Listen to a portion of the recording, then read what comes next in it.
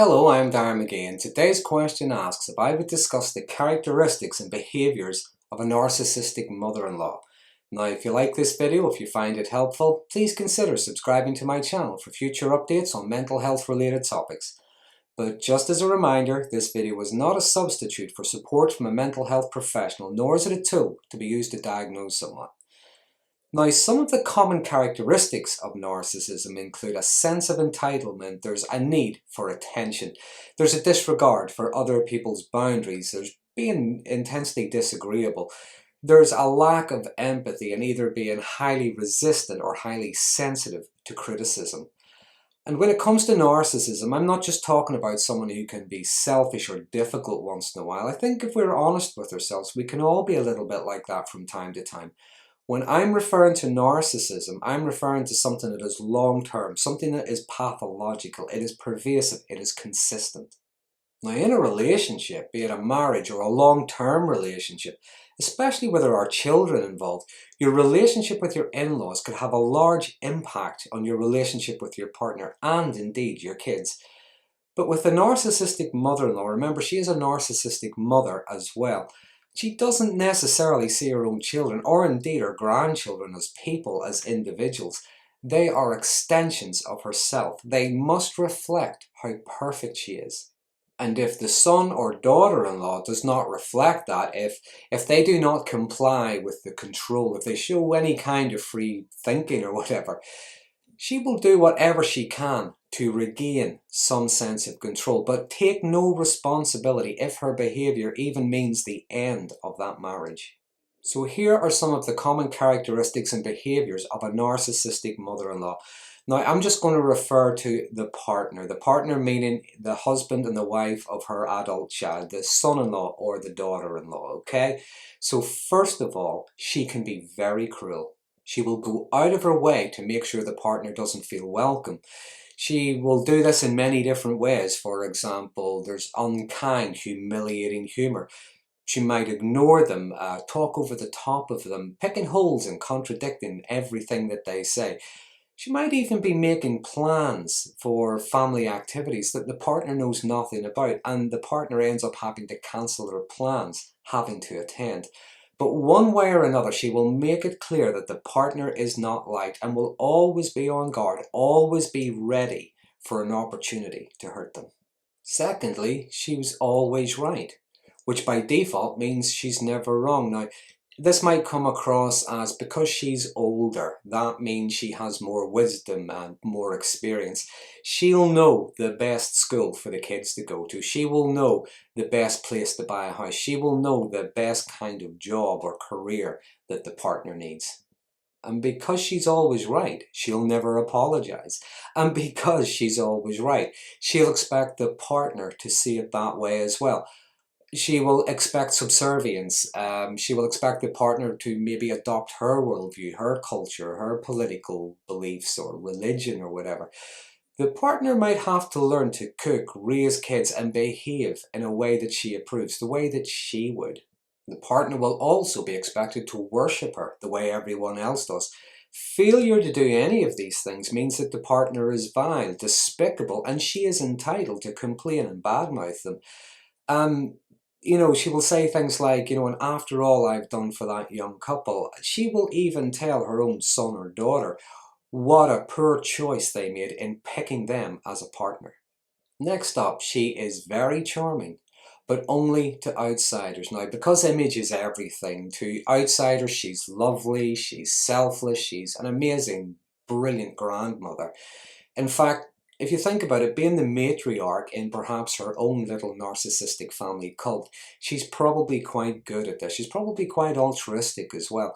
Those that don't really know her probably fall for that, just as maybe the partner did when they first met. But like with most narcissists, this charm is all false. It's a form of manipulation to gaslight others into believing the false narrative of a perfect family.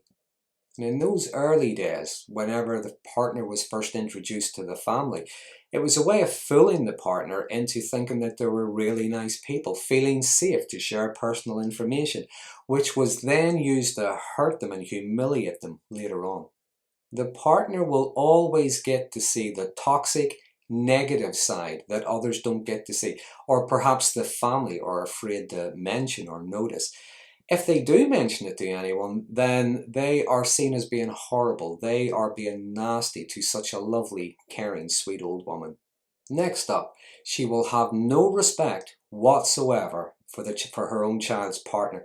The partner is beneath contempt. She will have no respect for their beliefs, their words, their experiences, their boundaries even. And if you think about it, she didn't really have respect for her own children, so why would you have respect for them?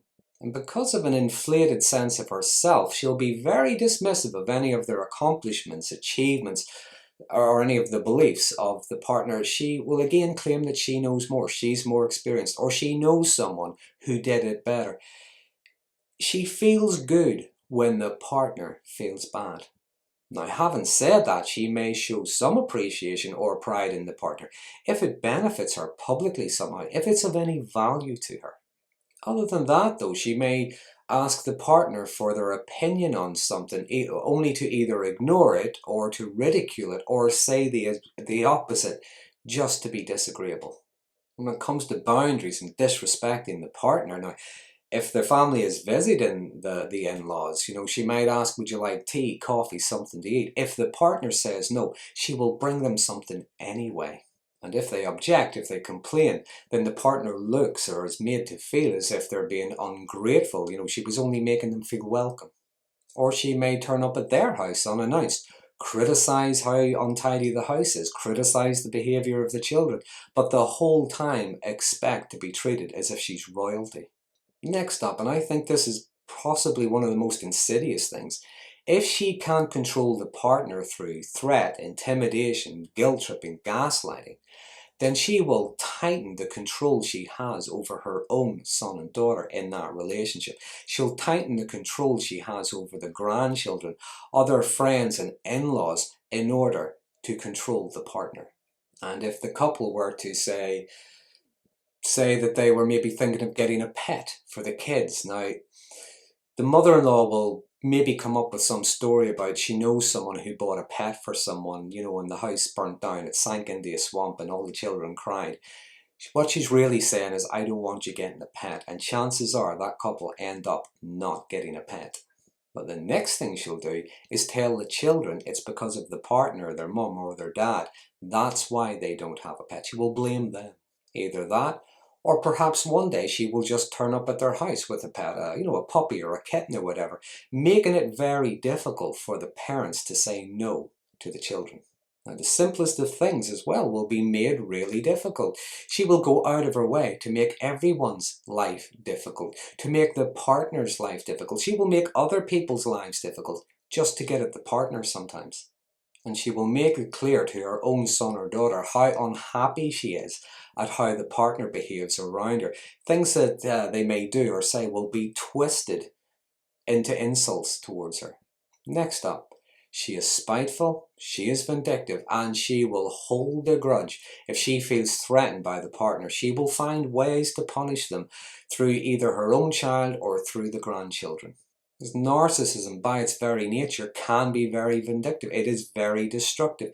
And if a narcissist cannot destroy something from the inside, they will try and destroy it from the outside. And if she cannot destroy the partner somehow, she will try to destroy the relationship. She will even try to destroy the partner's relationship with their own children.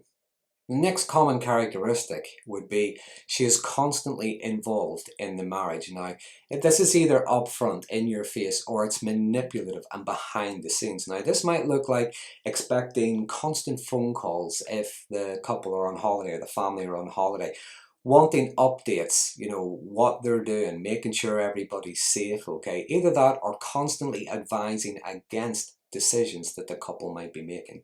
But it will always be in a position of, I'm only trying to help. But she will be intrusive, demand answers to personal questions that are really none of her business. But again, she will be doing this because she's concerned.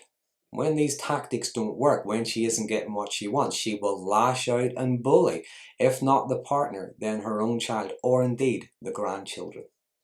Lastly, she will do the same thing with the grandchildren as she did with her own children. She will have her favourites, she will have her scapegoat, she will treat them differently and have them compete with each other for her affection. She will undermine not just the partner but both parents in that relationship. Undermine them, lead the grandchildren to believe that they have to answer to her. And in cases of divorce or separation, she will actively engage in parental alienation tactics to turn the children against the estranged parent. Now, the difficulty is in a relationship with someone whose mother is narcissistic, unless they get it, unless they see it, unless they acknowledge what their mother is really like, the relationship is going to be in a state of strain and hardship where one person is maybe being abused, neglected, devalued and invalidated, and the other, now whether it's through fear or maybe it's because they're narcissistic themselves, they allow it. And they allow it by either not standing up to the mother or for not at least acknowledging the pain and the terrible behaviour and the effect that has on their partner. So that's a brief outline of some of the common behaviours and characteristics of a narcissistic mother-in-law. Now I know I've only mentioned a few, though there's probably a lot more, so if you have any comments or anything you might like to share, please feel free to use the comment box below. There have been some interesting conversations starting around these videos. If you like this video, if you find it helpful, please consider subscribing to my channel for future updates on mental health related topics, and until next time, thanks for watching.